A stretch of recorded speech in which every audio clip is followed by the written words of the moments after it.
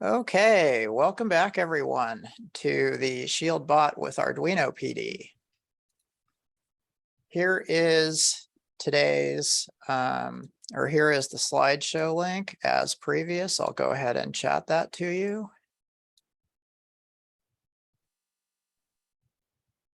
And a few tips on organizing your screen. The first one is to click the view button in the upper right, because my presentation is probably filling your screen right now.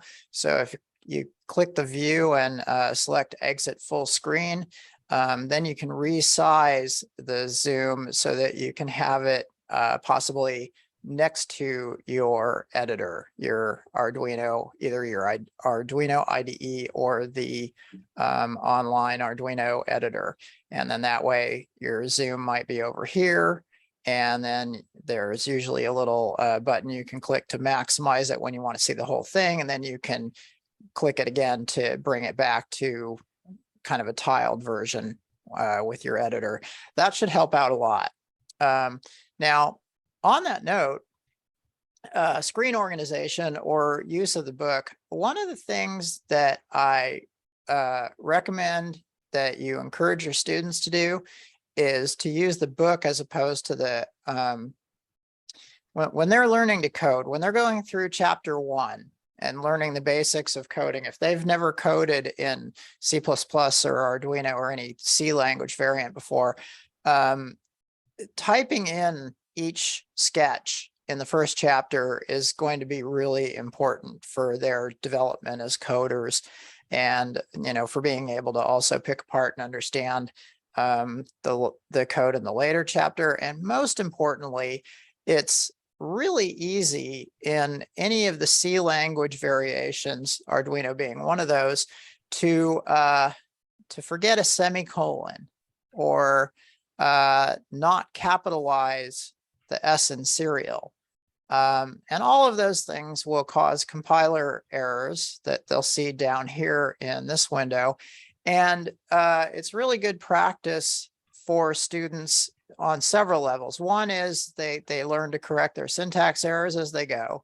And then two is the act of typing it in is much more effective at studying the actual statements than if you were to simply shade, copy, paste and run. That process of shading, copying, pasting, and running seems to be the death of learning programming languages for for people who are new to them. And oftentimes, we'll end up asking seemingly simple questions, but the group that did the copying and pasting or opening the pre-written, they're lost. So yeah, typing it in, it also causes students to say, hey, gee, what if I do this? And they'll actually change the code and try something and observe its cause and effect. So there's so much good stuff about actually hand entering the code, especially in the earlier chapters, as much as possible, really, until they're, well, they'll get strong in their coding. There'll be a point where they'll want to switch over to examining some code and maybe just adjusting it. But definitely, at least during chapter 1, have them type in the code examples and use whatever means is necessary to encourage it, including quizzes. These are some of our resource links. Again, this is a repeat from earlier.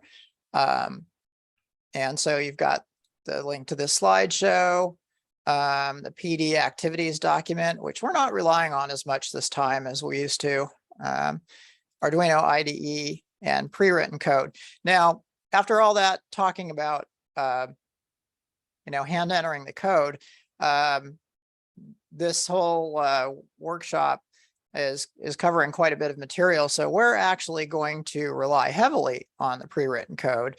And then, I recommend if you're new to C++ Arduino style, do try doing some of the earlier code examples from chapter 1 in the hand entered approach. And I think you'll end up feeling a lot more comfortable with writing Arduino sketches after you're done with that. So today we are going to talk about Actually, I don't really have a lot to review or items that we skipped. We'll also not immediately do the piezo speaker reset indicator. We'll save that for a little bit later since you did it for homework, unless anybody wants to talk about, oh, actually, no, there was a question that came in about it. So we will hit the piezo speaker, then we'll do robot navigation. We'll talk a little bit about some more coding concepts that are introduced in the navigation chapter, those being functions and arrays.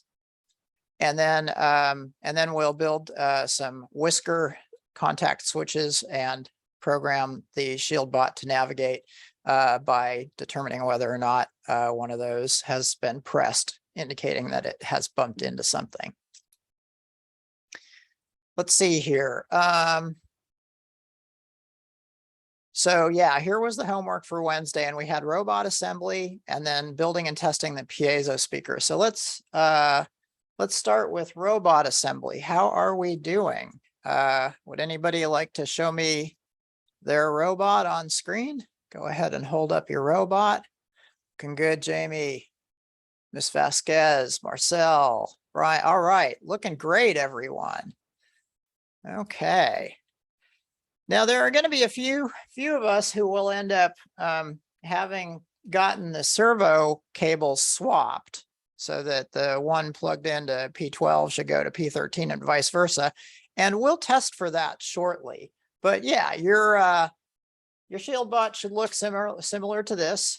And I'm really sorry about not mentioning the unplugging the barrel jack. So we always want to have this barrel jack unplugged when the shield bot is not in use. So for example, between classes especially. I mean, sure, you can leave it plugged in all during the class period while you're writing code and stuff, but as soon as you're going to leave it for overnight, make sure to unplug the barrel jack and leave it unplugged. That way, the Arduino, which is not, which is still getting a supply, won't just be sitting there thinking the whole time, and its thinking does drain the batteries.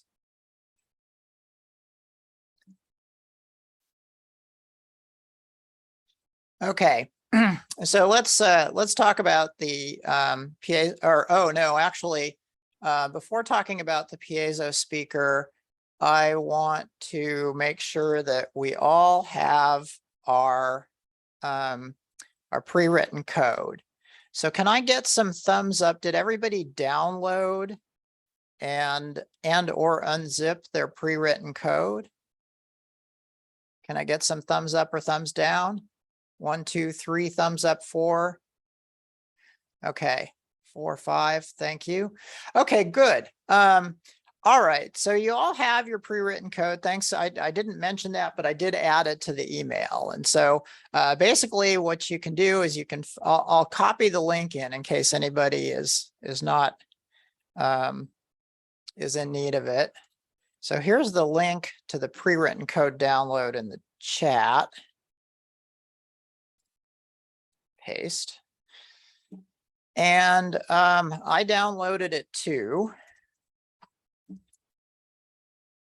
And so for me, it looks two different ways. There's the zip right here. Let's zoom in on this. So here's the zip, and it looks like I downloaded it twice because it's got that little 1 in parentheses.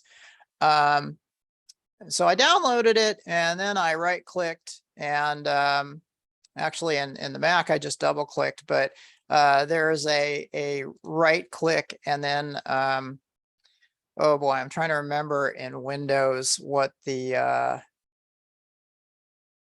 sequence is. Does anybody remember off the top of their head what to look for if you're unzipping in Windows?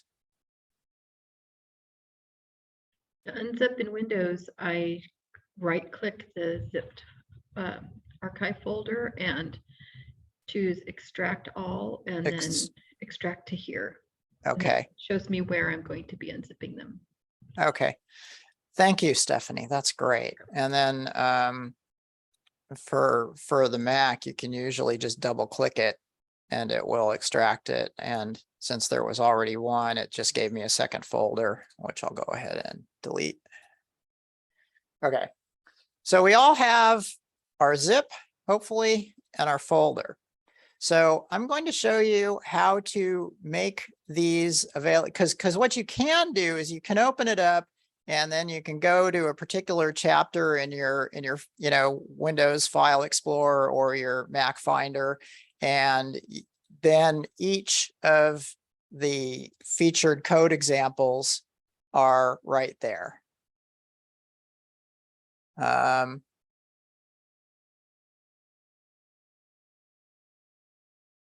So start reset indicator would be one that we'll try very shortly from chapter 3.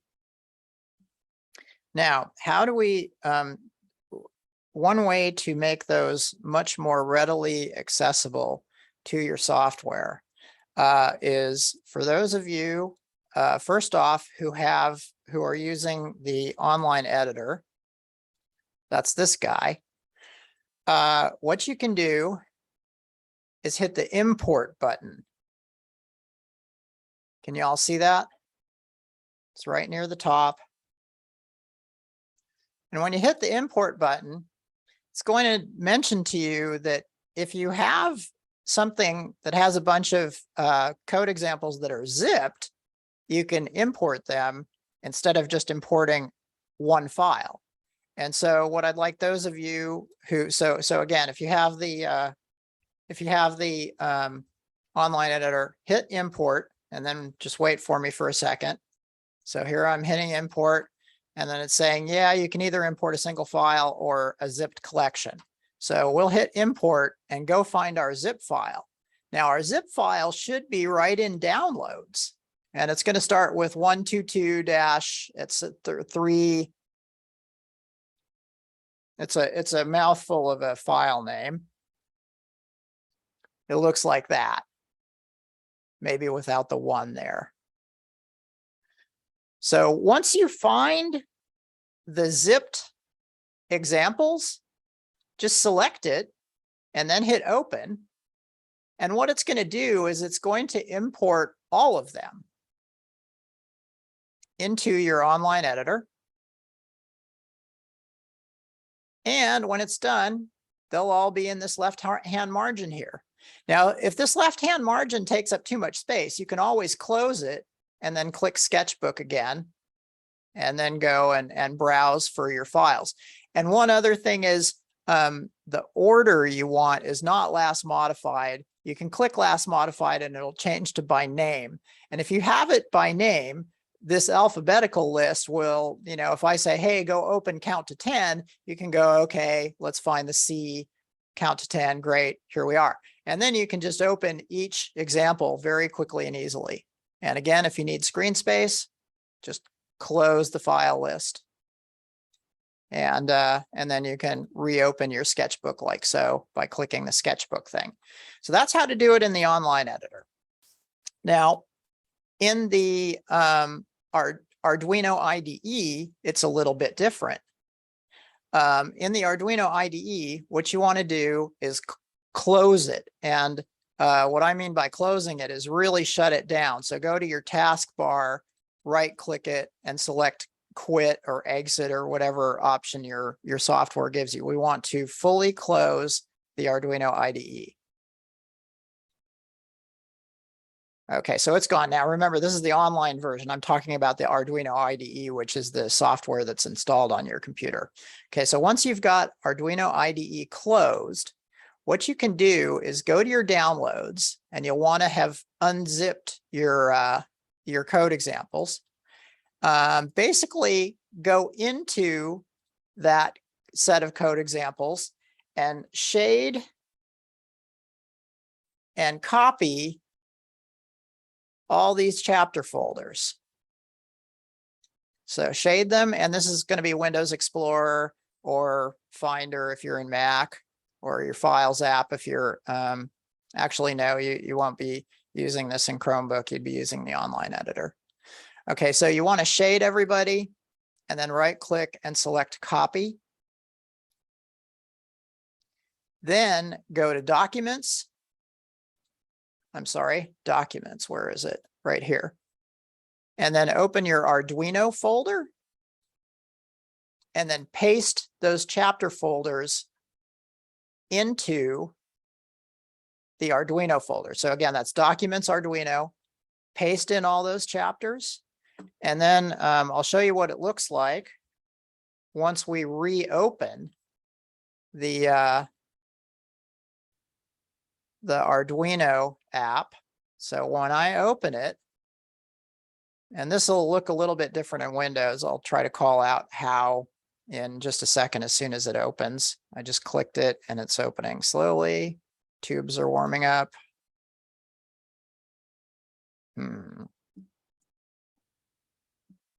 Okay. Oh, I see what I did. It appeared underneath a zoom panel that always stays on top. So once you reopen your Arduino IDE, the next thing to do is, now, if you're in Windows, you're going to have your file menu choices just above the buttons. And you'll want to click File. In the Mac, File is up here in a little menu at the very top of your screen. And so either way, Windows or Mac, it's pretty much the same. You'll click the File menu and then point at Sketchbook, and then all the chapters will be right in there. And so what I want to do is go to the Sketchbook, go to chapter 3, and open Start Reset Indicator. And it'll always open stuff in another window. I recommend closing whatever window you were working on previously. And then opening the pre-written example. Marcel, were you able to open that? No? Okay. All right. Do you guys still need some time?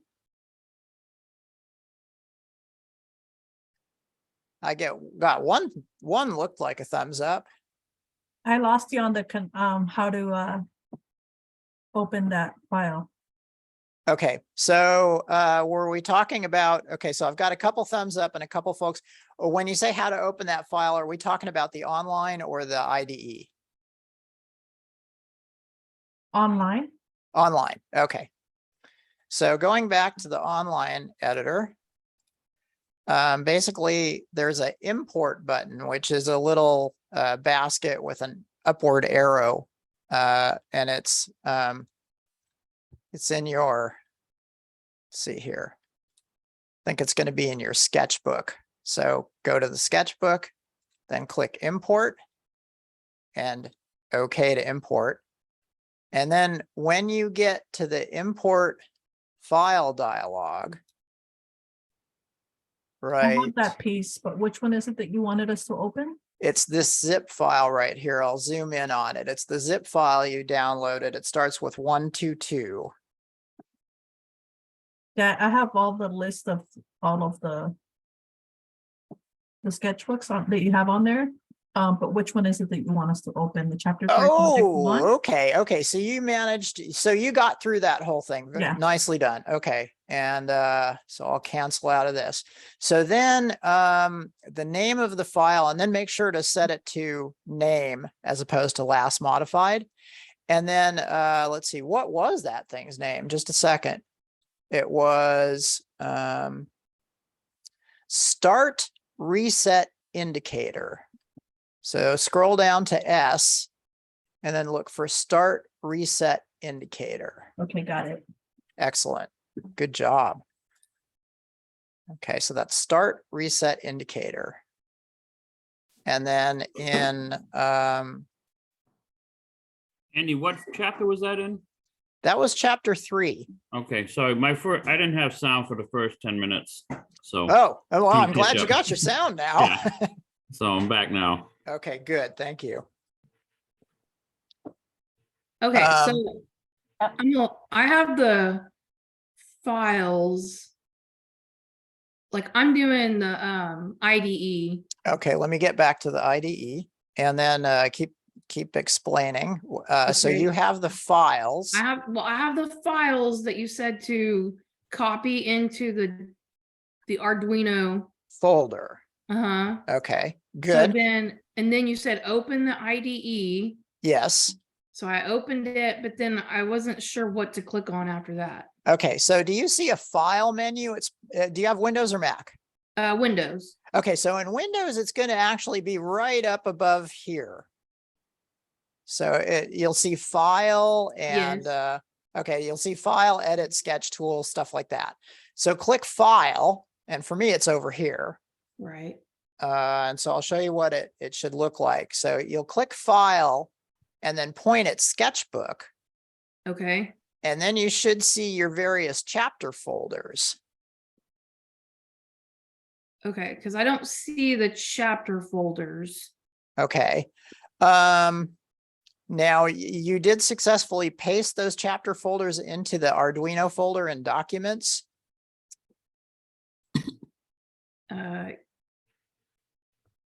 Yes. So if we go back to Windows File Explorer, which is similar to Mac Finder here, if you click Documents, look for Arduino, and then check to make sure that you can see those folders inside your Arduino folder. So here they are in mine. Whoopsie, that was a little bit abrupt. Yeah, I see them. Oh, good. Okay, so let me show you what to try to do next then. All right, so if you see them in the Arduino folder, it may just mean that you didn't have all of the instances. I mean, just basically another restart. So bear with me a second. So Okay. the thing to do there would be to take your Arduino IDE and make sure it's closed. So you can hit the little button. In Windows, it's going to be over here, the little X button. But you'll Right. also want to check your taskbar. Sometimes there's another one open. And so you'll want to look at your taskbar to see if there's a little Arduino Infinity turquoise icon. And if you see it, right click it. And I think in Windows it says close all. And then in Mac it says quit. And when I quit, it's all gone. All that's left is my online editor right now.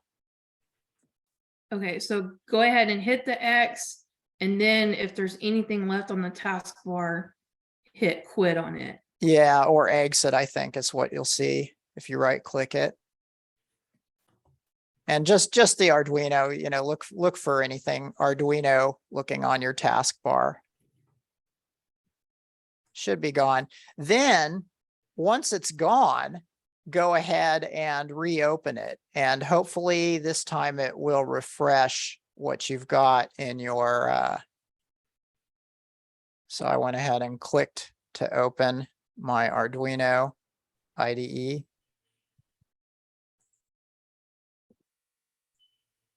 And waiting for it to start. There it is. And then hopefully this time when you hit file, which will be up above here, file and select sketchbook, what we'll want to see is that that list of files.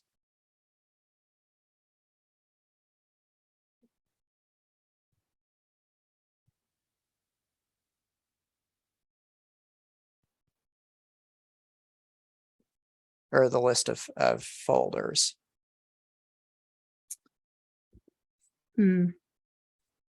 Okay, so if that doesn't work for you, here is one more way. Since you can see your folders, since you know where to find your folders in Windows File Explorer, what you can do actually is in the example we just did, you can go to see, it was chapter 3, right? Yeah, there's chapter 3, start reset indicator.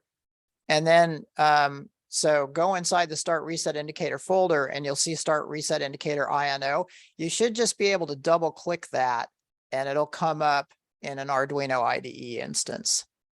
Hey, Andy, Yeah, Stephanie. we have at least one person saying they don't see Arduino in documents. Is that even going to exist if you are using the online editor as compared to the IDE?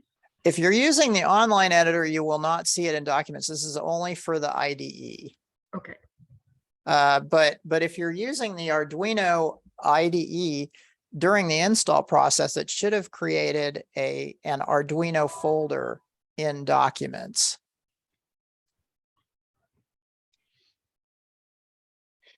And again, it doesn't even have to be in the Arduino folder. If you have just unzipped it, so if we go to downloads and look inside ShieldBot code, you can just go in here and then open start reset indicator and then double click start reset indicator.ino and it should open in a new instance of Arduino IDE. I just try to close old instances of Arduino IDE when I get a new one open, because sometimes if I've got the serial monitor open, I won't be able to load my sketch into the Arduino because it's stuck on the serial monitor from the other window that was open. Okay, so I do have the start reset indicator open now. Oh, perfect. Okay, so that'll be the way you'll do it. I'm sorry, it's going to take a little bit more clicking. Just make sure to have your file explorer on the ready for Okay. these. Okay, so is everybody set to open pre-written example code at this point?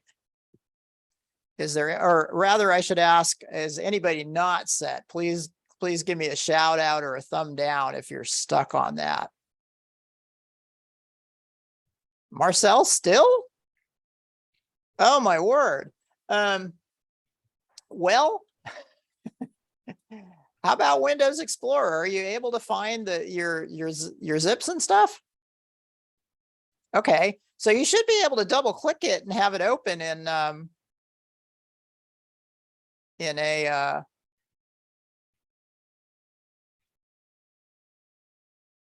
go ahead and unmute yourself and It's okay, just move on. I'll try to figure it out. I copied it. I got it open. It's throwing error codes right now. It's just not working. oh, you're seeing error codes as you try to run it. Yes. Oh, okay. So for that, Marcel, what you want to do is click Tools Okay. and then make sure your board is set to Arduino Uno. Mm-hmm. Yes. It is. Mhm. Okay. Then point at port. And hopefully port will say Arduino. Yes, it says COM3 Arduino. Okay, good. So then go ahead and hit run. Here, I'm gonna cause an error in mine. So I'll say instead of serial begin, I'll leave out the G. So now I have a syntax error, and there's this little separator on the bottom here that you can drag up and down. And so I'll try to run this.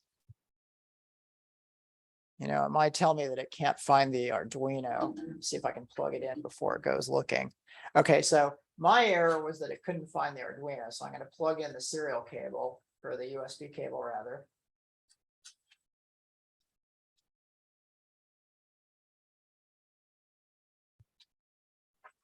And try again.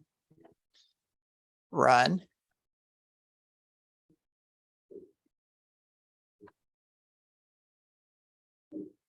And so what it's saying is that on line 8, that it doesn't know about be in. And so what you can do is look at these error messages, Marcel, and you might find it saying something that'll give you a hint. And if you do see something like that, go ahead and ask me. Okay. I see It says, user download robotics, bow shield, channel 1, something, blah, blah, runtime, control circle, runtime. It's all in red, and it says, void loop, It says void what? loop. LOOP, loop. Yeah, okay. And, well, that's interesting. So oh, I know. Can you shade and copy it and paste it into the chat? Yeah, Oh, and I see somebody else did that. They pasted an error.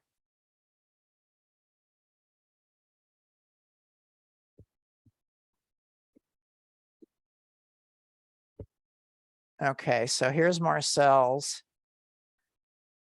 In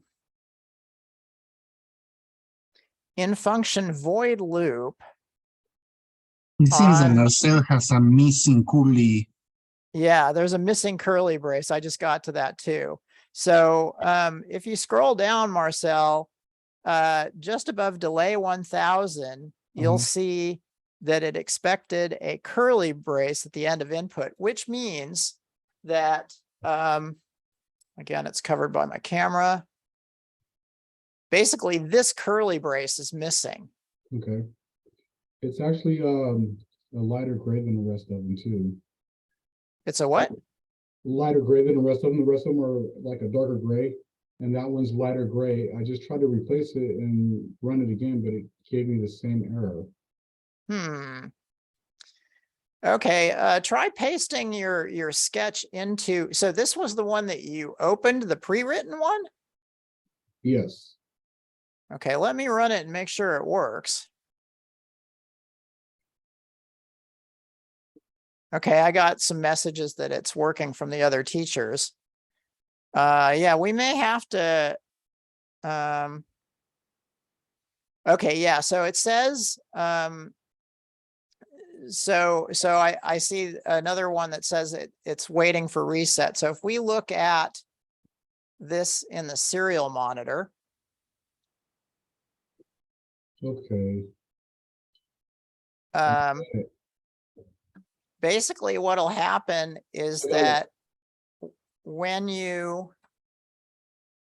press and release the reset button on the robot, which is just to the left of the 3-position switch for power, if you press and release the reset, I got it working good Well, job. now. I closed it out and opened it back with the script, and it worked perfectly fine. Okay. Too bad we couldn't find this. Well, great. It's still a bit of a mystery to me what was happening, but we'll just move on. All right. All right. So I'm a little bit behind you guys. I just realized because I didn't put my piezo speaker on. But did everybody else? Can I get some thumbs up? Did you get the beep? Good job. All right. Now, what happens if you change this to try running it with 2000 and then try running it with 4000? Try both of those, hitting the upload button, and let me know what difference that you see or hear rather. Okay, is the speaker supposed to beep? It is supposed to beep. It shows in the monitor, but it does not make a sound. Okay, so I have one person who may have maybe not gotten the wiring quite right. So I'll go ahead and wire mine up here while we are at it. Okay, so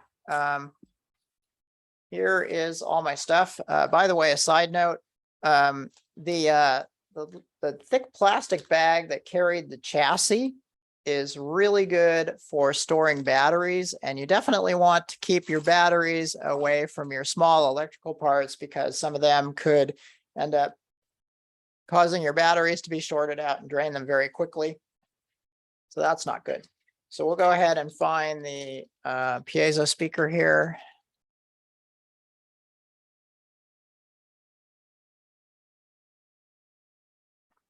And then a couple of jumper wires. So there's the piezo.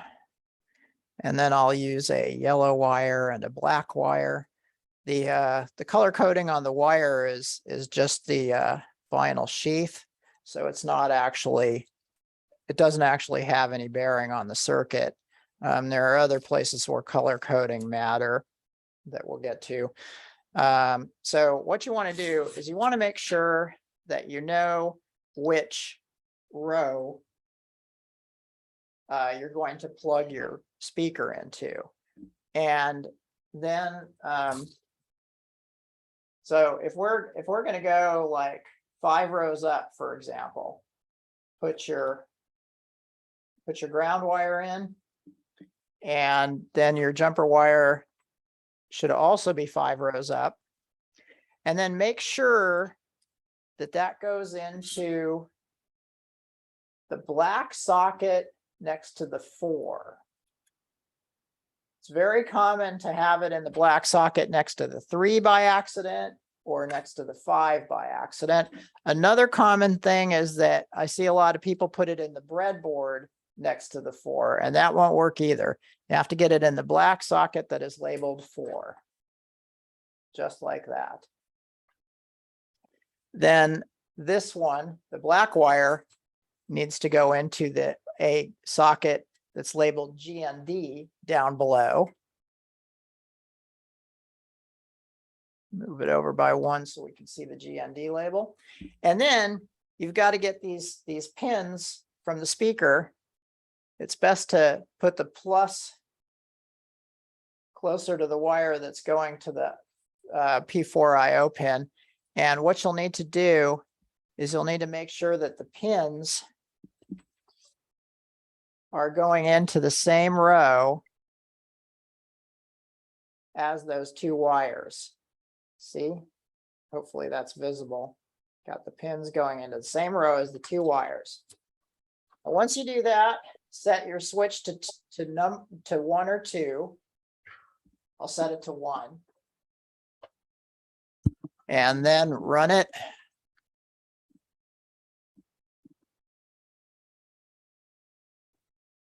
And hopefully it'll be audible here. I don't know if that made it through the speaker or not, but hopefully that was audible.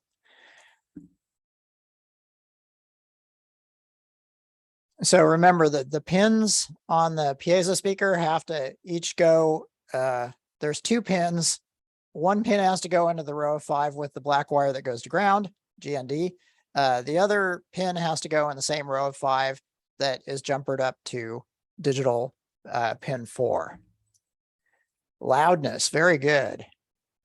Interesting, the wiring is correct, but you're still not, go ahead.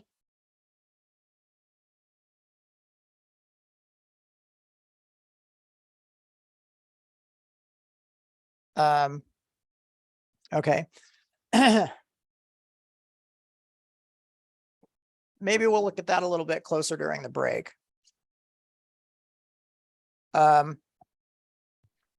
For those of you, hopefully some of you have also tried doing 2000 and 4000. That's something we ask the students to do so they can get an idea of how frequency, a change in frequency relates to a lower and higher pitch.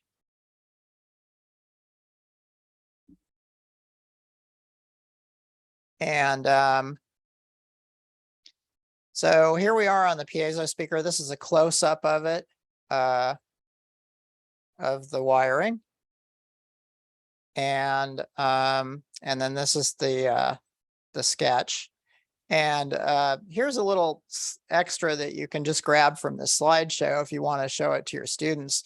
Basically, inside the piezo speaker, there's a sandwiched element. It's a piezoelectric element, which is the kind of file folder color layer. And then above and below it, there are 2 layers of a conductive metallic type substance.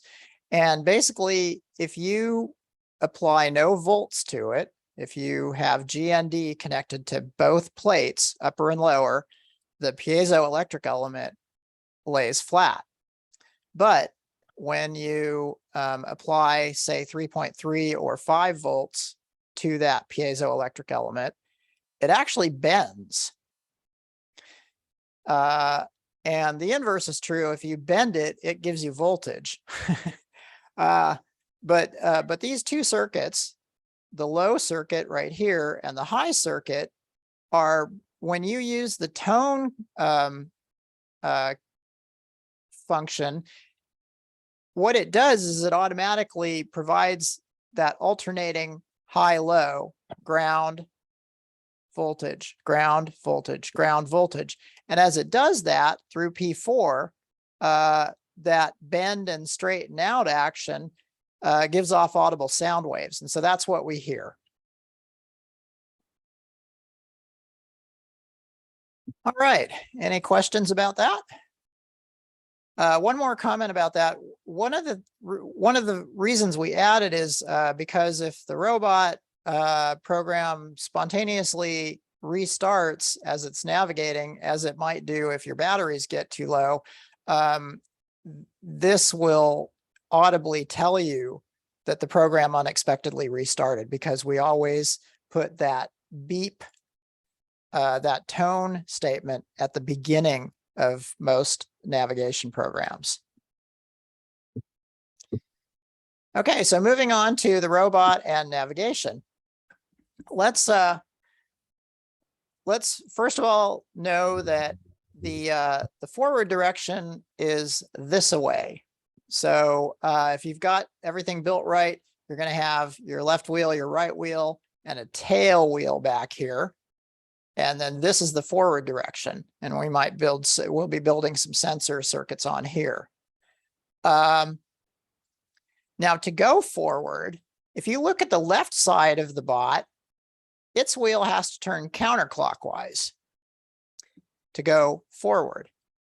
If you look at the right side of the bot, its wheel has to turn clockwise to make it go forward. So because the wheels are facing away from each other, they actually have to be turning opposite directions for forward translation of the robot.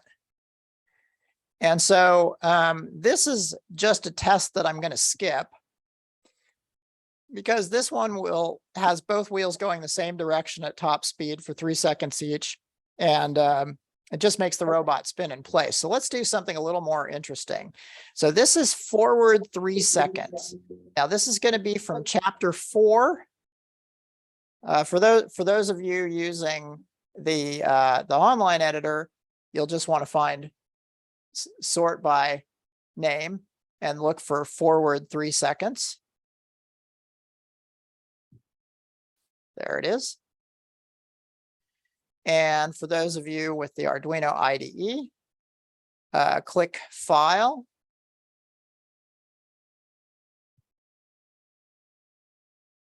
Point at Sketchbook, then point at chapter 4, then select forward 3 seconds.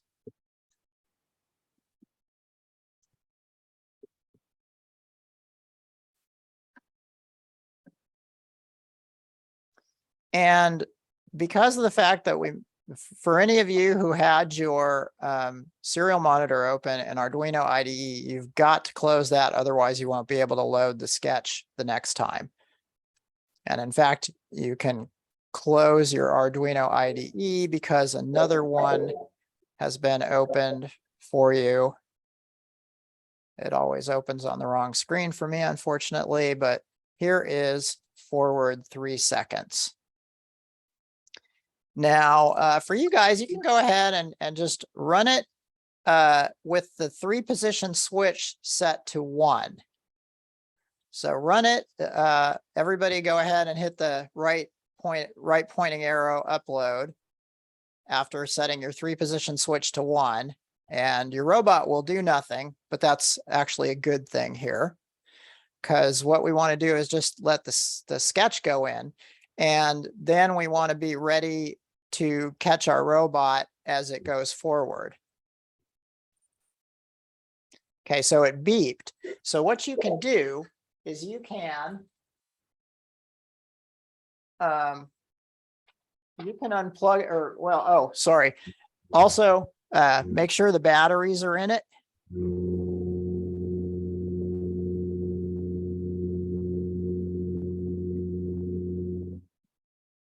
Oh, yeah, I have batteries in it already. Sorry about that.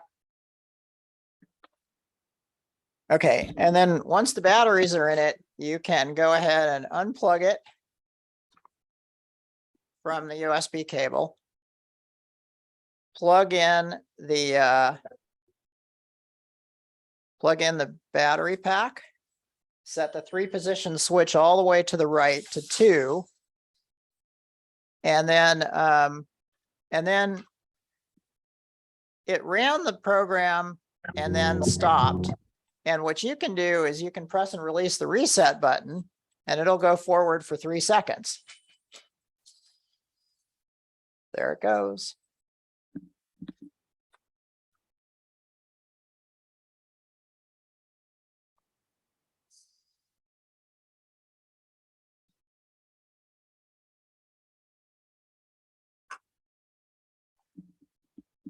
And once you've tested it, go ahead and plug it back into the USB port and we'll modify the sketch a little bit. Okay, so give me some thumbs up when you've got that going. Okay, wow, got a few thumbs right away. I also see a few people still working, so I'm going to give you just a little bit more time. Good job, everyone. All right. As usual, give me a shout out if I'm going too fast or if you need a little bit more time. Okay, so note that we have our 1700, which turns out to be full speed counterclockwise. And we have a 1300 on the other servo, so that the left servo is going full speed counterclockwise. The right servo is going full speed clockwise. And a quick question, did anybody have their robot travel this direction instead of this direction? If you did, it means these 2 cables are swapped. What you want to always see if you're going forward is you want it going toward the breadboard. Like so. So if it instead went this direction, that means that these 2 cables are swapped and you'll want to unplug them and then swap them and replug them. And that's a very common, go ahead. Why would it turn a bit before beginning program? Ah, So yes. there's a little twitch. Yes, there's a little twitch. And what that twitch is it's something that the Arduino does with its built-in LED light. And so it sends a brief high-low signal and it causes the servo, I think it's connected to P13, which is the left servo. It should twitch. I didn't see it. Okay, if you turn the power on,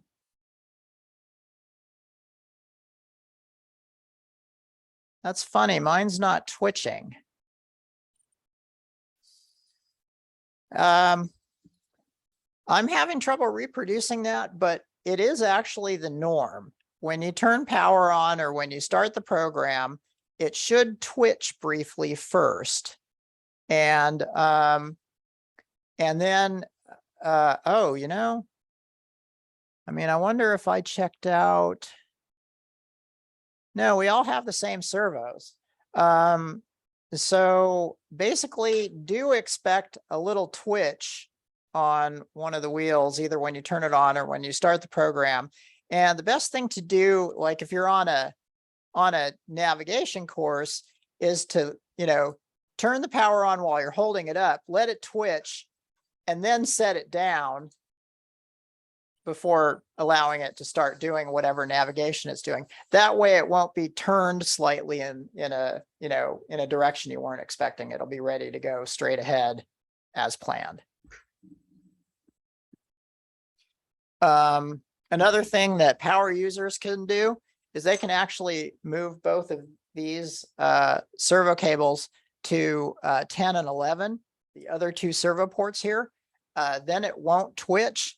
The drawback to that is that you have to always remember to update this to 10 and this to 11, because every sketch starts with 12 and 13, expecting that that's what you're plugged into. So, but yeah, some students do prefer not to have it twitch, and switching it to the ports is fine as long as they always remember to also update their sketch right here and here.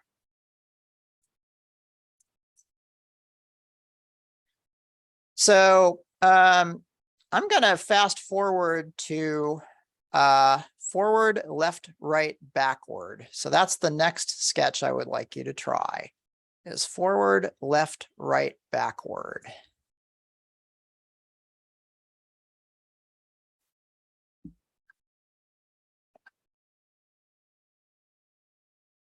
Forward, left, right, backward. There it is.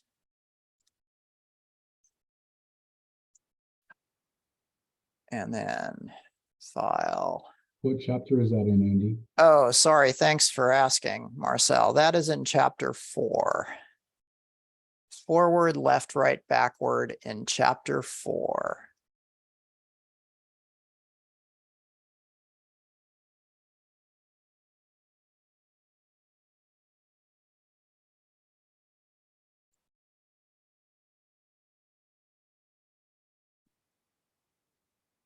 We have a question. Yes. Question about teaching this. In this section, are you encouraging the copying and pasting of code, or are you having the students write the code? That is to some extent up to the teachers and their classroom circumstances. I still think that in this earlier navigation chapter, typing out the code is good if you have time. For a summer camp, for example, there isn't time, or there might not be time. And so in that case, you know, the students may have already gotten a taste of the coding, and then they're going to do some navigation and try to adjust the sketches to navigate the way they want it to. And in that case, yeah, don't try to get them to type in the code. You might also end up getting a feel for when it's no longer necessary for your students. Certainly having them, I mean, personally, when I'm learning a new programming language, I'll type code for a couple of chapters. And once I really feel like I'm comfortable with the language, I might only type, you know, a few relevant routines that are in the book, and use the pre-written examples for the rest. So it's going to be your call, up to your classroom, your situation, how you feel your students are doing, and their apprehension of the topics. I hope that was a sufficient answer.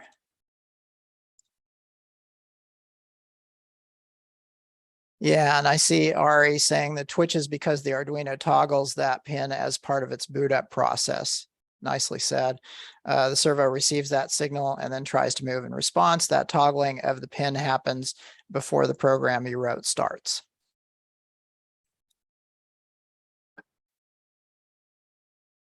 Okay. So did we all get to try forward, left, right, backward? Okay, got a thumbs up. More, oh, good, looking good. Okay, good. Okay, so tell me to slow down if you need a little more time to run it. And did it, so I take it from the thumbs up that it went forward, it turned left and right, and then backed up again. Is that right? Okay, very good. So let's look at the sketch to figure out what's going on. So tone caused the beep. Then we waited a second. These are always required. This basically just says, you know, lets the sketch know which IO pins the Arduino is going to send the signal to. Now, full speed forward, we already did. That's the 1700 for full speed counterclockwise. and the 1300 for full speed clockwise. That's 1700 counterclockwise left wheel, 1300 clockwise right wheel. Well, if we jump down to the backward at the bottom, notice that the 1300 and the 1700 are reversed. Now, if we turn left in place, they're both 1300. So the left wheel turns clockwise, and so does the right wheel. And that's how it turns left in place. And then for turning right in place, opposite directions of the wheels, or rather opposite direction from the previous example, but same direction as each other.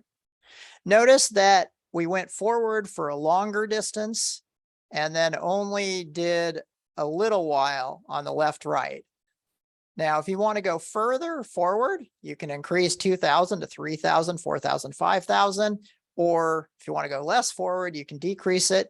Likewise, you can decrease your speeds. So for example, if you wanted to go forward slower, we could use 50. And so that would be 50 away from 1500. So that would be 1550 and then 1450. And you can actually do them all that way. So Oopsie. it should end up where it started. Roughly. There's going to be some error. The servos are not overly precise, but that's why we have some sensors in the kit, is to help guide its navigation. Oopsie, wrong buttons.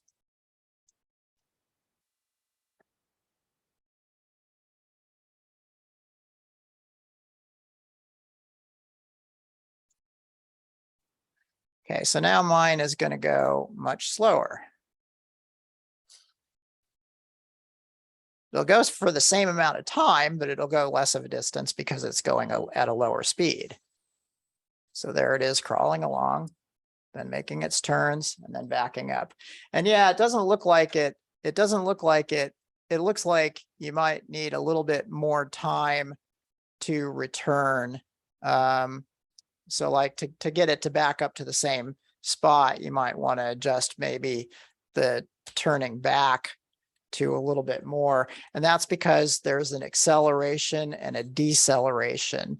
And so you may need to make up for a little bit of time in the then accelerating back in the other direction. Let's see if that actually worked. Also, the wheels don't necessarily turn the same exact speed. So sometimes instead of having it matched, like you might need the right wheel to go faster. So maybe 40 there. I'm getting ahead of myself though. Flash.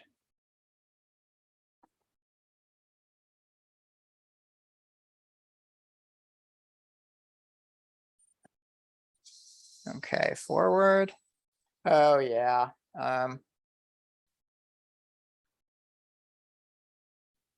So lift it up till it twitches. Yeah, it looks like mine was kind of veering to the left. So I'd actually want to either slow down the left wheel or speed up the right wheel. Oh, that was actually the problem. All right, well, at any rate, so this is some of the tuning you can do.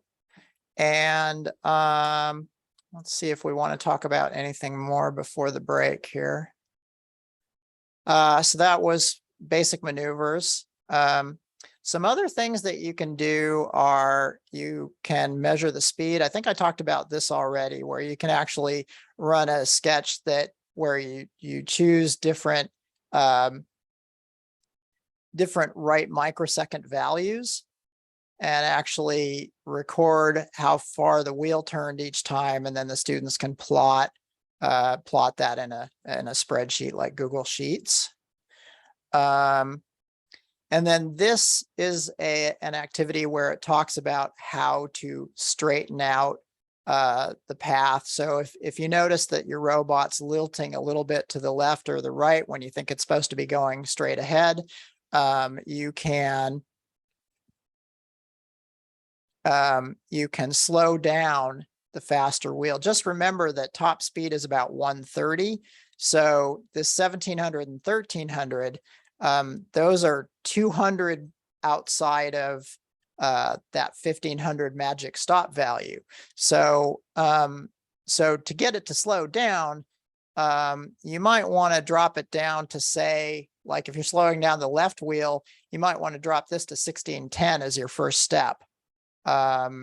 And then increase or decrease it as needed to either slow it down or speed it up. But initially slowing it down, start at 1610, and then for this one, this would be 1590, or no, I'm sorry, 1390. If you were, slowing the right servo down by a step again. There's also an activity in there. These are all captures from the textbook, and they're guided, with checklist instructions. So the students will be going through it.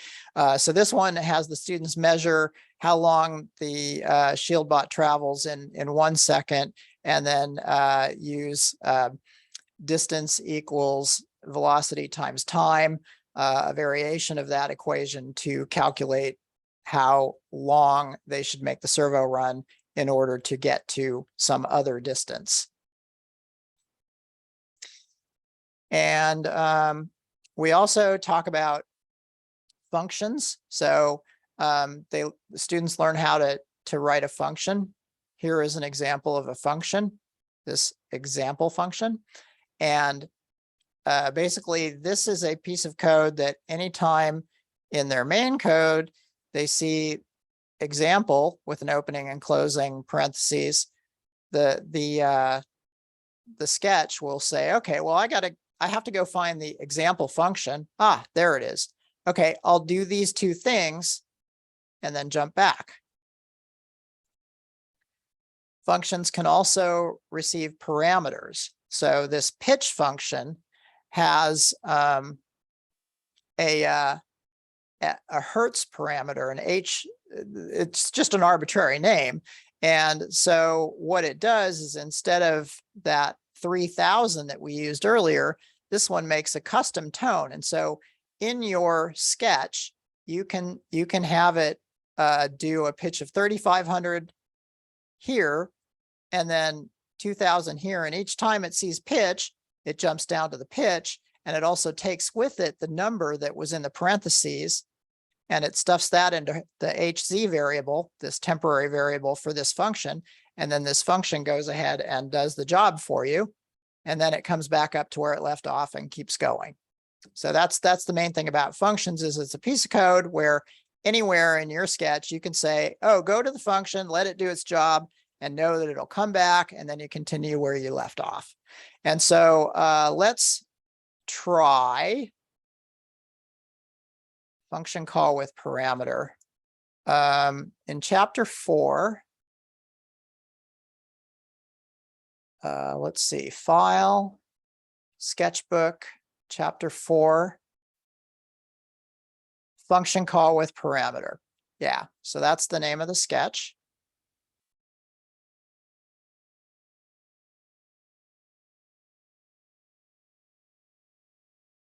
So go ahead and try function call with parameter, and let me know if you got the two different tones out of it. And watch this one in the serial monitor too.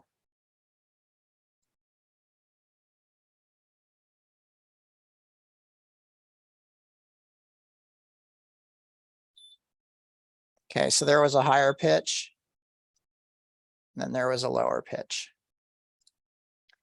And that's because this pitch function call went and found the pitch function, put that 3500 into the HZ variable, which caused it to play the tone down here. And it also even printed it for you. So we have some questions and observations. Okay. One is an observation. We could write the left in place, right in place, etc. as functions. That's a really good observation. As a matter of fact, that's the next thing we do. And could you say that this programming is close to what is used in a remote control hobby car? Is the programming close to what is used in a remote control hobby car? Well, you could actually point out the remote control application we have for the Shield bot. And Do we have a tilt control for it, or a keyboard control, or? we have the remote. Oh, the TV remote, of course. Yeah, Okay, so that's coming up. we could talk about that probably next time. Yeah. Okay. Yeah, and the my- thing about a remote controlled car is that, yeah, there's a lot of programming in modern remote controlled cars. And this, I mean, you could certainly make a remote controlled car. Yeah, some of the microcontrollers are going to have a C language API, like the Arduino one. So yeah, it is similar, I would say, to modern remote controlled cars. And then my last question is, when are we taking the break? Now.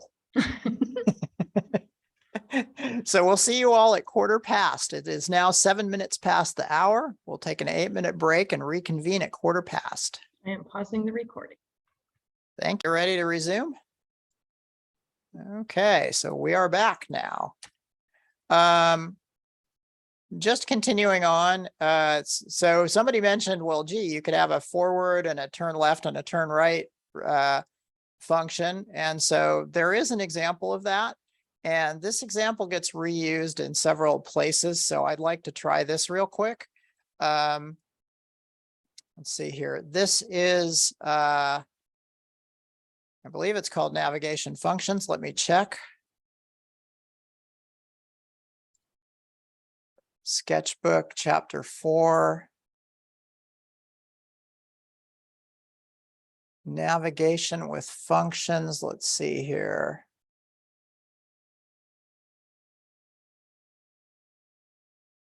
Maybe it's movements with simple functions.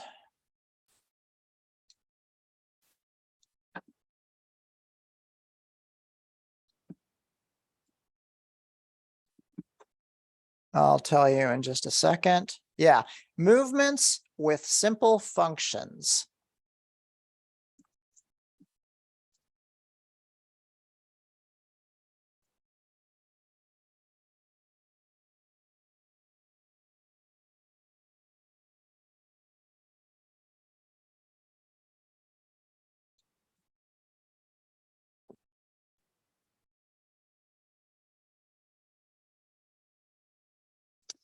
Movements with simple functions. So there we are.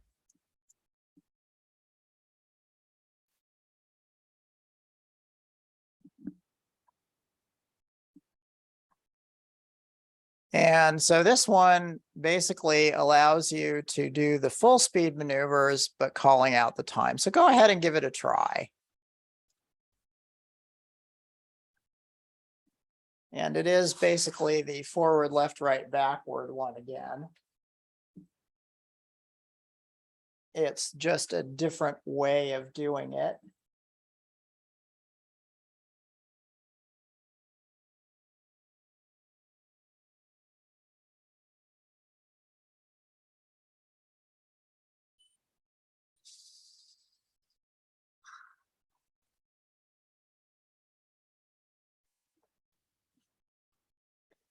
And hopefully it's clear, or that you'll notice that all we do is in our setup function, all the coder has to do is call forward and give it a time, 2000 milliseconds, turn left, give it a time, turn right, give it a time, and then backward and give it a time.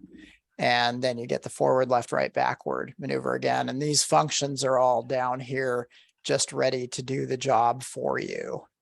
And students will appreciate this, because hard coding the individual right microseconds is, becomes a bit onerous. And so it's a nice way to, they'll start to appreciate functions. And speaking of that, there's also a function in the book that's called the maneuver function that gets used quite a bit as well. So let me make sure I know the name of that one. File. It's going to be in Sketchbook, Chapter 4, and I think it's called Maneuver Sequence.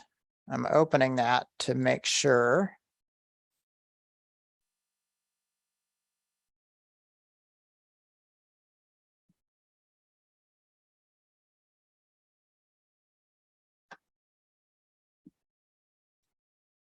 Yeah, let's see here.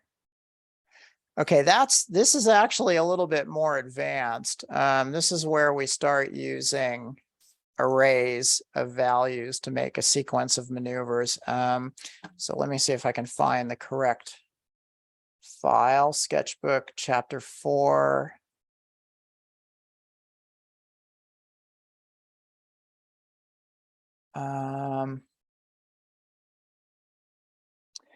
Here it is, test maneuver function. Sorry about that.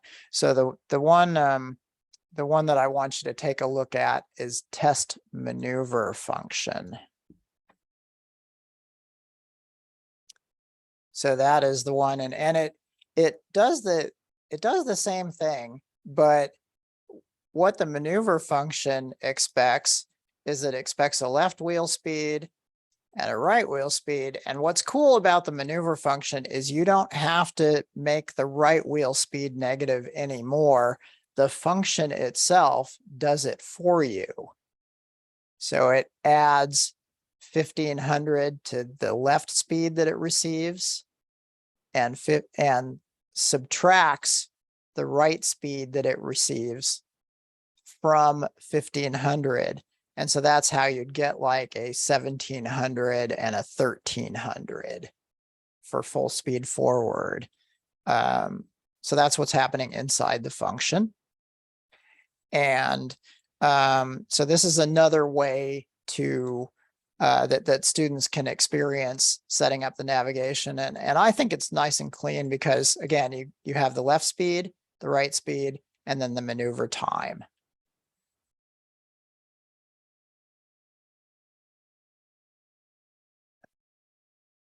And then I'll try making sure I have all my other IDE windows closed. Yep. And so again, this just does the same thing as the previous example. Your turns in the book encourage students to experiment with it and do different maneuvers. And so for example, once they've tried out some of these, then they can try doing various maneuvers like drawing a circle, which would be making one wheel somewhat faster than the other, or doing a triangle, which would involve tuning some 120-degree turns. And I also want to mention that there is some more advanced stuff in there. I'll just bring it to your attention. We talk about arrays. And so this one's pretty fun. We use arrays, which is a list of values, as a way to introduce arrays as a computer science topic, but also to show how it can be used to make a list of frequencies. In this case, this is the do, re, mi, fa, sol, la, ti, do, the solfege sequence from music. And then we also use the maneuver function and keep lists of the left wheel speed, the right wheel speed, and the times. And so the students can just build their lists of speed values so that when they're doing a particular obstacle course, they can just modify their list as they need to. Let's see here.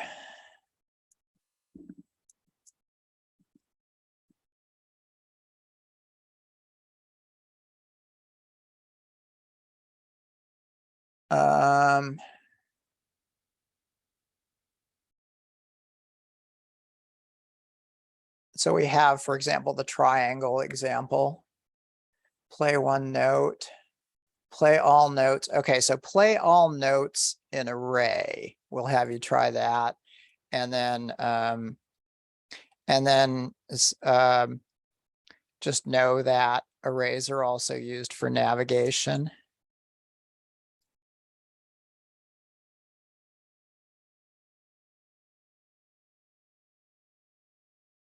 Play all notes in array.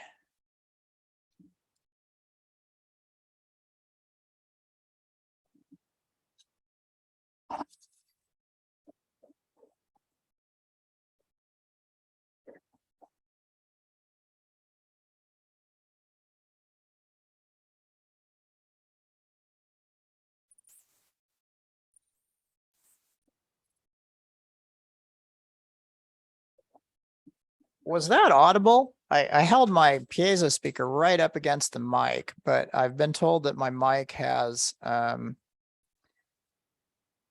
filtering.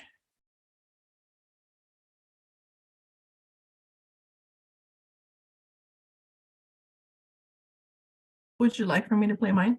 Yes, please. We'll see if we can hear yours. Thank you.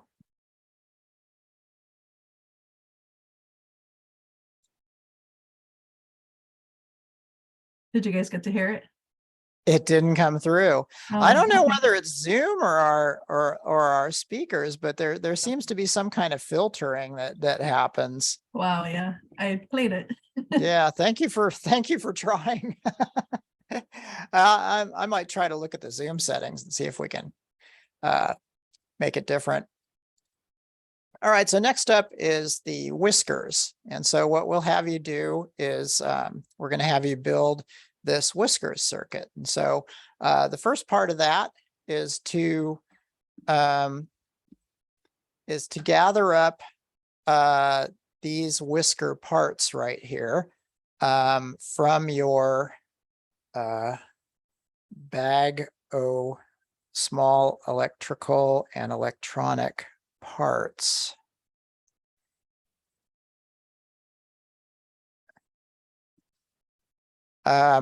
Be careful of the color codes here.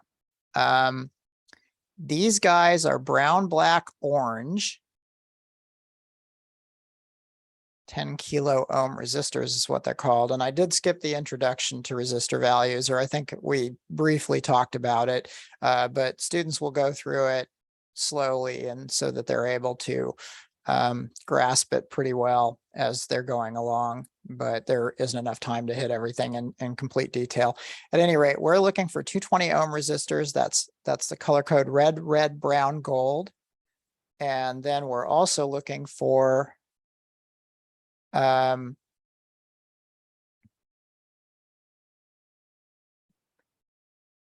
kilo ohm resistors. That's brown, black, orange, gold. And then the longish screws, the metal standoffs that fit in them, and the nylon washers, 3-pin headers, and the whiskers. And then I'll also give you the page of that in your book in case I switch away from it, is page 148.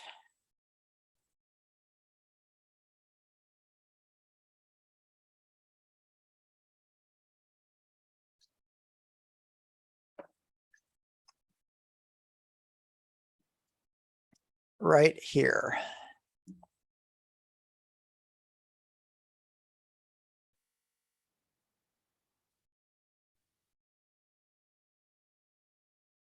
So red, red, brown, and then there's an extra gold stripe on all of them, and then brown, black, orange.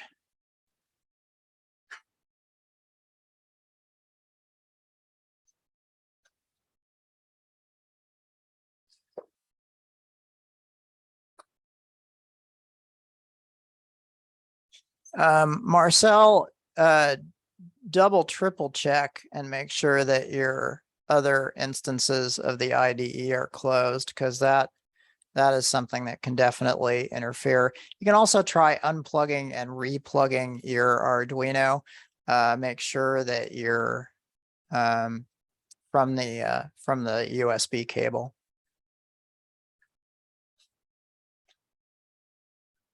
And in some drastic cases, sometimes a USB port gets really cranky that will require a restart. But if you have another USB port and you plug it there, the Arduino may show up in a different COM port, and you can keep going without restarting the PC too.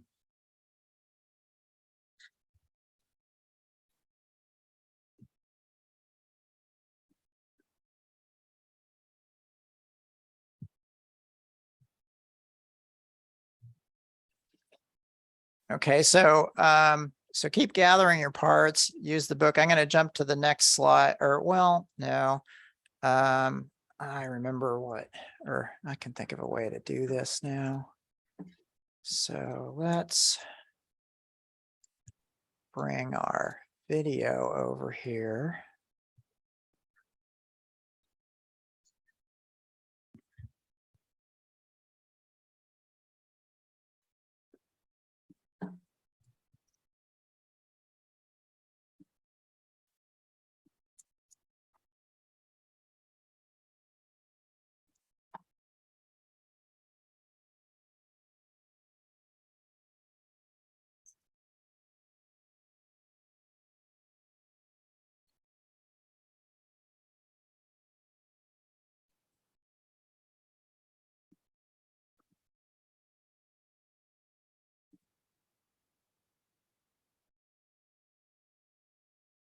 Okay, so now what we'll do is we'll go ahead and start building that. To catch up with you all. So here are my two whiskers. Oh, I'm sorry. So the those longer screws and standoffs may already be in your robot. They should be on the front already. If you weren't able to find them, that might be where they are. And that also, so that would go for the longer screws, the standoffs, and the nylon washers. So if you have them already built on your robot, fine. Otherwise, make sure to have them gathered. And then the 3-pin headers and the resistor values.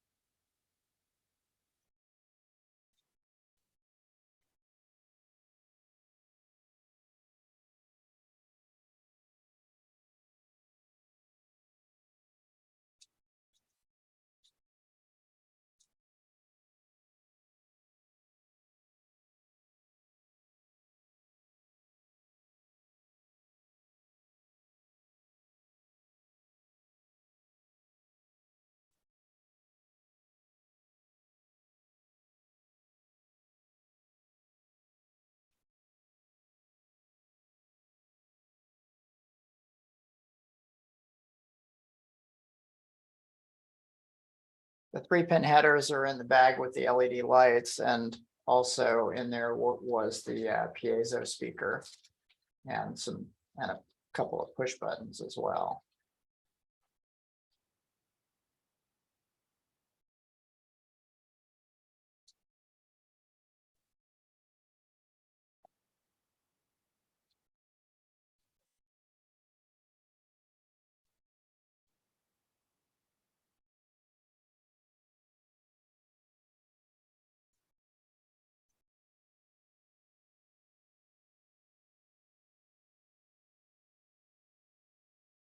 You know, it works fine to push those things like resistors through the bag, but I just tried to push a 3-pin header through the bag, and I kind of shrink wrapped it there. Okay. All right, so let's move on now. Hopefully everybody's got their parts. Give me a shout out if you need more time. to construction. So the way you're going to want to do this is you're going to, this is the front of the shield bot. So this is where the breadboard is right behind this. And the way you want to do it is that you want to hook one whisker underneath the washer. And then basically the screw goes through the washer, the whisker, the standoff, and then tightens into the standoff that holds it to the chassis. And then the other whisker is going to be hooked above that washer. And so I'll go ahead and demo that right now. And the best first thing to do is to get your posts basically on the robot first. And so all you have to do is have your post with the nylon washer. So here's the screw head, the nylon washer, and the standoff. And then that can just be tightened in here on that hole next to the breadboard.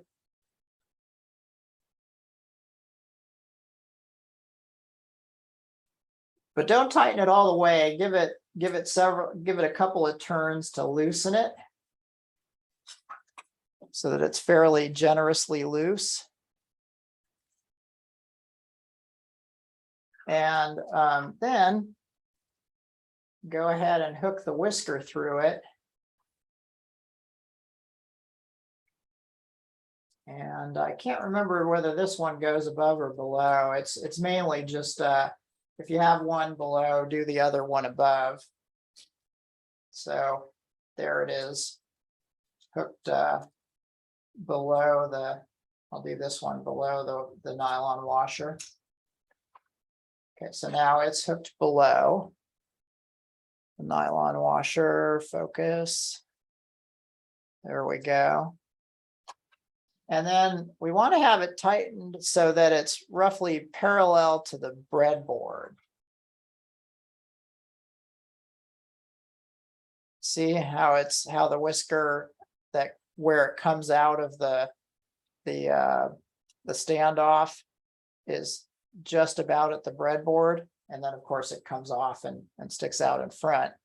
And as you tighten it, you'll want to hold the whisker in place so it doesn't try to twist away from the breadboard. Then repeat for the other side. And if you put it above the washer, if you put it below the washer on the first side, put it above the washer on the other side. Just go ahead and hook it in.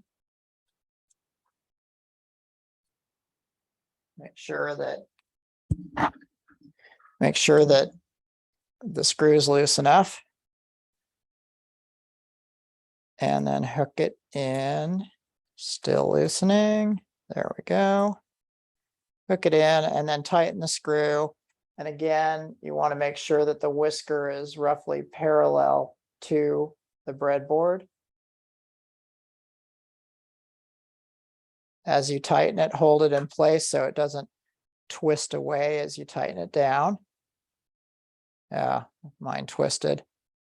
You can actually start it way out here and then just almost 90 degrees. And then as you tighten it, I think 90 degrees might have been a little much. I've got it pretty darn tight there. Maybe 45 degrees or 60 degrees away. But when you're done, have it so that the whisker is parallel to the breadboard.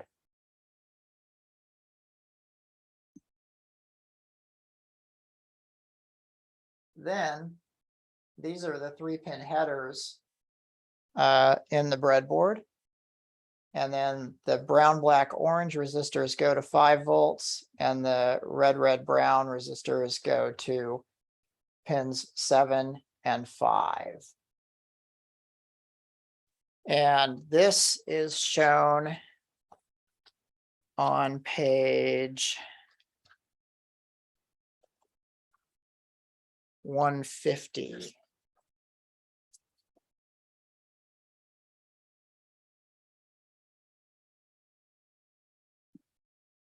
But it's a little bit easier to see here, I think. And then for those of you who, we always keep the schematics with the wiring diagrams so that students get used to the idea that there are schematic representations of things that match or that represent how the circuit is built on the breadboard.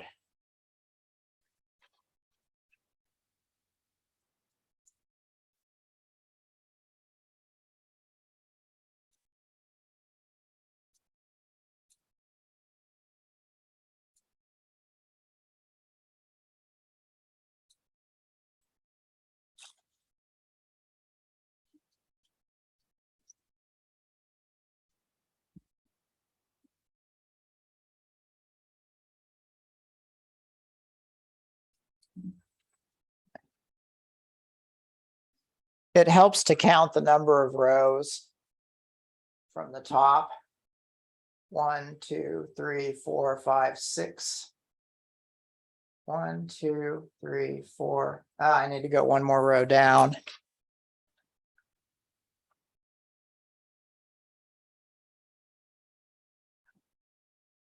So 6 rows down, and then 7, 8, and then 9 rows down, or skip 2 rows and put the 3-pin header in on the next row.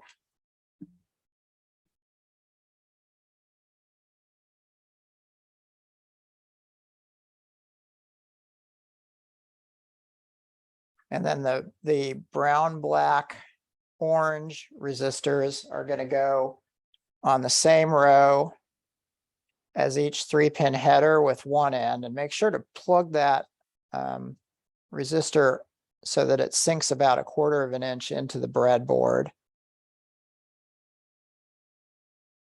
And then connect it to one of the black 5V sockets. Repeat for the second brown, black, red, and try to make sure that neither of the resistor leads are touching each other. See how I've got them a little bit apart from each other?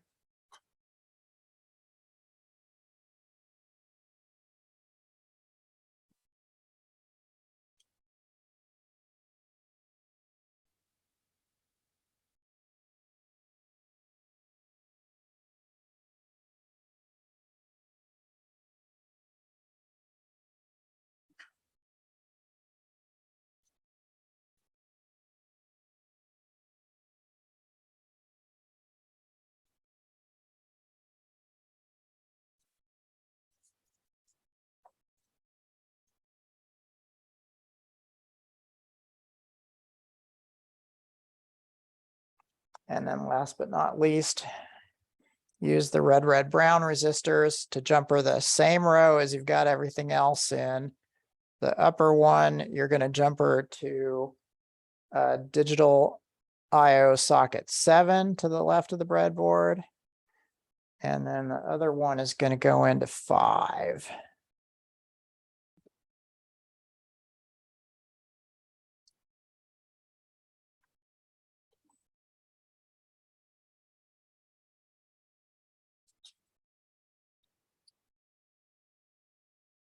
And I see I made a circuit mistake as I was putting it together.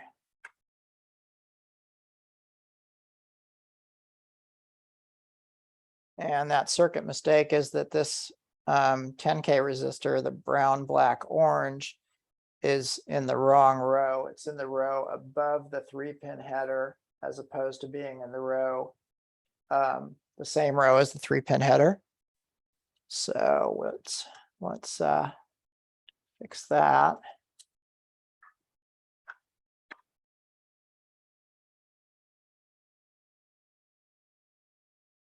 And you'll need to make sure each of these leads sinks in by at least 1/4 of an inch.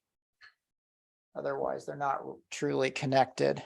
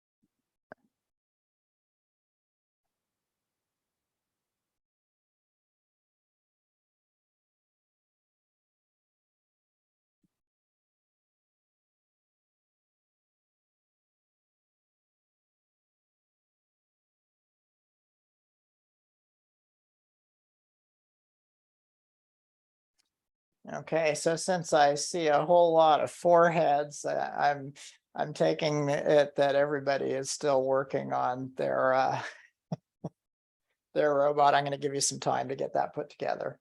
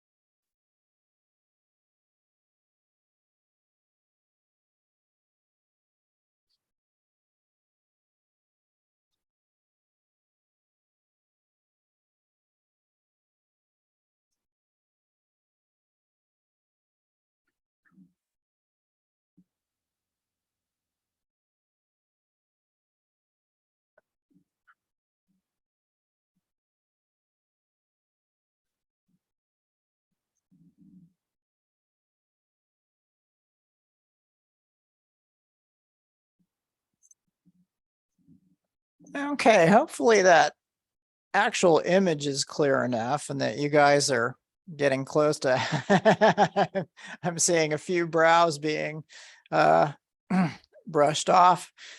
Looking good. Right on. Anybody else got their whisker circuit up? All right, good job. Oh, hey, good job. All right. So let's run the test then. Now for this, you can put your 3-position switch into position 1.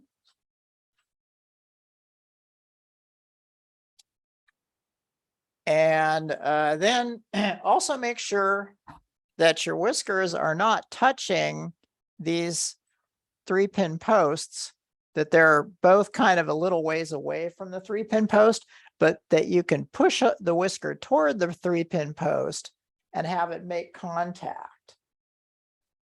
And then you want to be able to do that with both of them. So they're naturally sitting, it's called normally open in switch speak. And so they're naturally sitting away from the post, but they can be pressed into the post.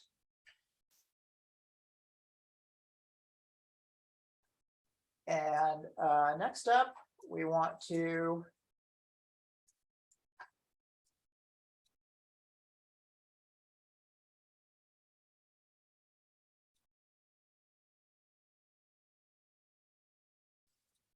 open a test sketch in chapter 5.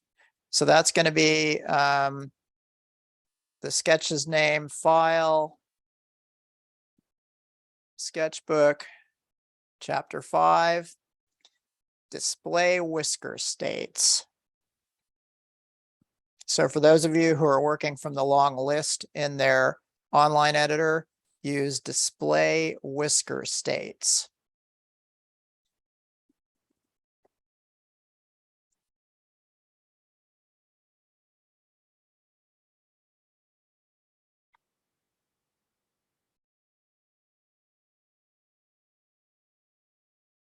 And go ahead and run that program and then open the serial monitor.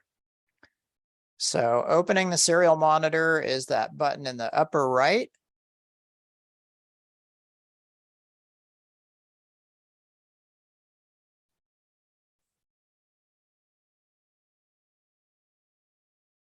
I didn't give it time to load. And then display whisker states in the online editor.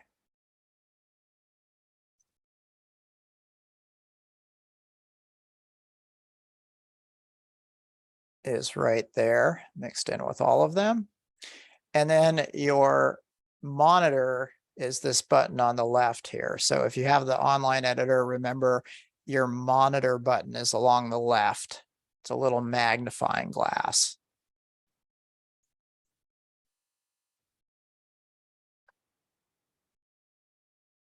And so when you run it, it should show you a scrolling set pair of 1, 1. And that means basically that neither whisker is touching the 3-pin post. However,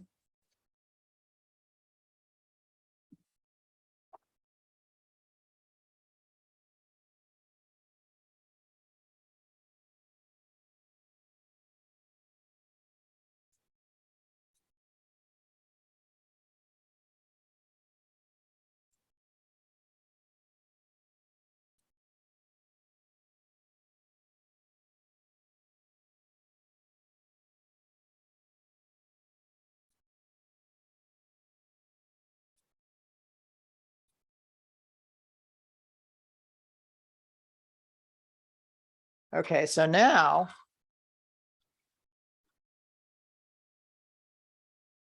what you want to see is if you press the white whisker against its post, I'm sorry, if you press the right whisker against its post, the post is on the left, but this is the right whisker. Here, I'll do it so we have a good sense of left, right. This is the right whisker. And when you press it against the post, you want to see 1, 0. When you release it, you want to see 1, 1. Then with the left whisker, when you press it against the post, against its post, you want to see 0, 1. And then when you let go, you want to see 1, 1. So these are the tests that are essential to complete before trying out the robot with whiskers navigation. Is you want to see that you have 1, 1 when no whiskers are pressed, 0, 1 if the left whisker is pressed, 1, 0 if the right whisker is pressed, and 0, 0 if they're both pressed. Any thumbs up for me?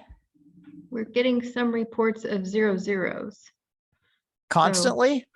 Maybe some troubleshooting, some reasons why people might get 0, 0s, like Robert observed that turning the power on helped that. Yeah, that's a big help. Making sure that the power is set to 1 is so more often than not. Let me think about this. Whiskers not being grounded. Yeah, so Is it possible your pins are hitting the post already? yeah, if the whiskers are stuck to the post, or if they're happen to be stuck in between some of those 3-pin headers, that's one reason that you could see 0, 0. The other reason would be, if you have the power all the way off, there's 0, 0. Okay, so when I switch it back to 1, it goes to 1, 1, and then it becomes responsive. That's the PWR or power switch. And other issues are sometimes you'll see either all 0s or all 1s, or maybe one will be stuck if you have these resistor leads plugged into the wrong numbered sockets here. And then also any of these that are not plugged in so that they sank in 1/4 inch could cause that. And if you have other bomb site errors, like if you're a row above or below where you need to be, that can cause some issues as well.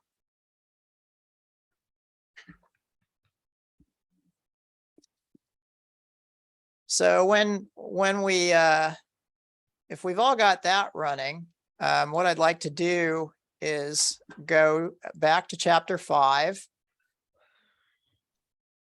File, sketchbook. Chapter 5.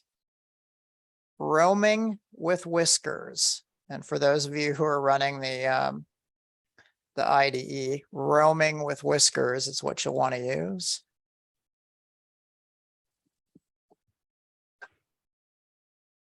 And make sure to close your other IDE before you try to, because if you have if you're using Arduino IDE, you had your terminal open and you want to either quit that IDE instance or close the terminal because this new instance is opened, and you want to make sure that your terminal is closed, the serial monitor, before attempting to hit run here.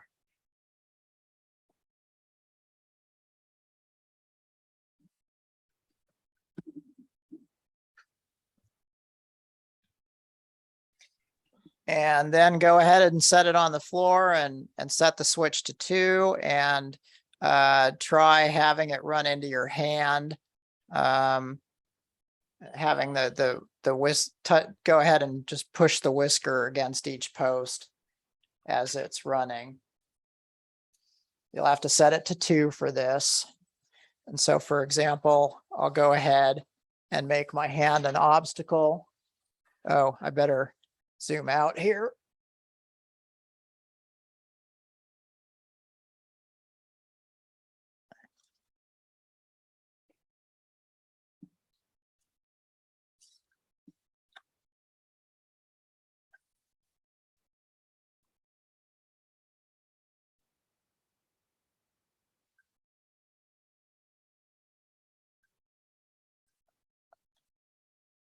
So if I run it into the my box stand, it backs up and turns and goes a different direction. If I set it up so that the left whisker hits, it backs up and turns right. If I set it up so that the right whisker contacts, it backs up and turns left.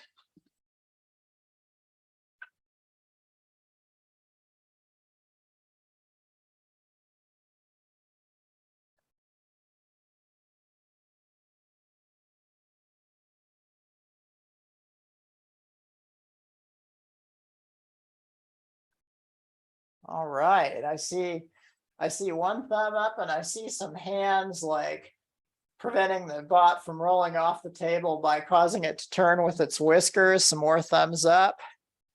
Okay, I see a few people away from their desks. All right, way to go, everybody. Looking good.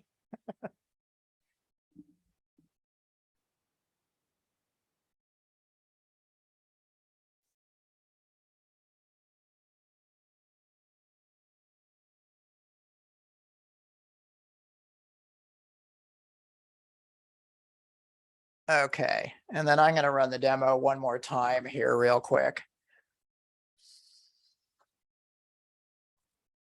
So when it bumps into the box, it backs up and goes a direction. But if you hit with the left whisker, it'll turn right. And if you hit with the right whisker, it'll back up and turn left, thus avoiding the obstacle. Okay, sorry, I'm running just a tad over time here. I won't keep you much longer at all.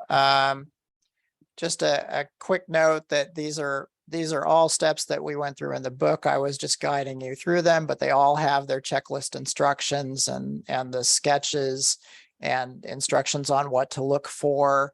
And then here's the sketch.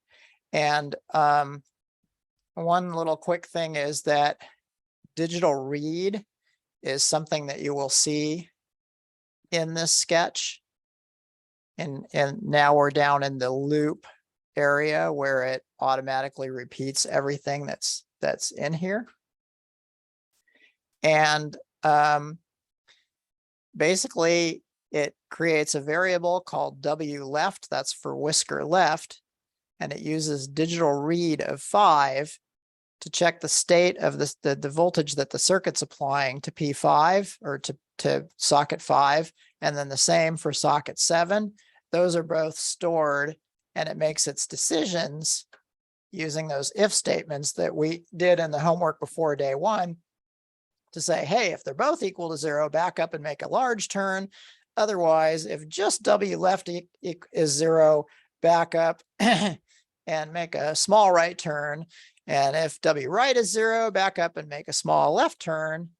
Otherwise, just go forward very briefly and then check again. And so that's an example that's using the same functions that we used previously for left turn, right turn, forward, and reverse. And what it's doing is it's actually sensing a 0 or 1 depending on whether the whisker is open, at which point it sees 5 volts, or if the whisker is closed, at which point it sees 5 volts if it's open, and so it returns a 1, or it sees 0 volts when the whisker is closed and it returns a 0. And for the homework, what I would like you to do is keep an eye on your email. You'll get one from Stephanie Lindsay letting you know that you've been added to learn.parallax.com if you have not already signed up. And so you have been added to learn.parallax.com, and I'd like you to go and I just had a hardware fail. Can everybody still hear me? Yes. Okay, good. It literally came on, my mic literally came unplugged too. All right, good. So, so you'll look for a letter from Stephanie Lindsay at Parallax with instructions for getting into parallax.com.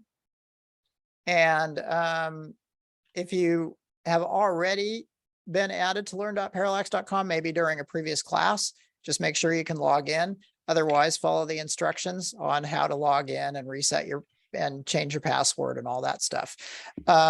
Also, I would like you to build the infrared circuit on pages 220 and 221. Just get a start for that. I recommend doing the full color version. The best one is in the PDF download, but I'm just for now going to open the web page version so that you can see a full color version of the instructions for building the infrared LED circuit. You'll need to find the clear light emitting diode that has 2 different length pins, but there are 2 clear versions. One is kind of short and the other is taller and more dome-like. That's your infrared LED that you want. You'll be inserting it into a LED shield and snapping on the lid so that it looks like this. And then after you have both your infrared LEDs in their little standoff shield snap together case, you'll be building this circuit right here. And pay close attention to the color codes on the resistors. Make sure you've got everything plugged in, double check your work. Call me if you have any questions. And what we'll do is we'll test and troubleshoot. And there will be troubleshooting here. So we're going to have a fair bit of troubleshooting because a number of mistakes are typically made during this circuit. And these are always real world circuits. And so we'll be doing real world troubleshooting on these infrared detectors before we can actually get to making our robot navigate with them by shining out their infrared flashlight and checking if a reflection came back and deciding to maneuver away or keep going forward. So that's, I believe, it for this session. Don't worry about that part. I'll send a reiteration of this in the homework. Let's see. Yeah, no, we're not going to have you go through all the test code and everything. Just building the circuit and making sure you're in learn.parallax.com, I think, is enough homework wise. Okay, that is it for this session. Go ahead and feel free to stick around for a while if you have any questions, comments, want to do any troubleshooting with your software or your whiskers circuit. And then your homework is fairly short, just building that circuit and getting into learn.parallax.com. By the way, getting into learn.parallax.com is not required for participation on Friday. It's just, we do want everybody to try to get into learn.parallax.com as teachers. Hey, Andy, your slide says next session is Friday at 2 p.m. Oopsie, where does it say that? What's on the screen right now? Okay. Next session, Friday, 2 p.m. on the left. No, There it we doesn't. go. 3 p.m. everybody. Thank you for saying so. Well, lots of people made note in the chat. Good. You're all keeping a close eye. That's really great. And so apply the same attention to detail to that infrared circuit. It will reduce our troubleshooting time on Friday at 3 p.m. And with that, we can go ahead and stop recording and move on to the after session troubleshooting and discussion.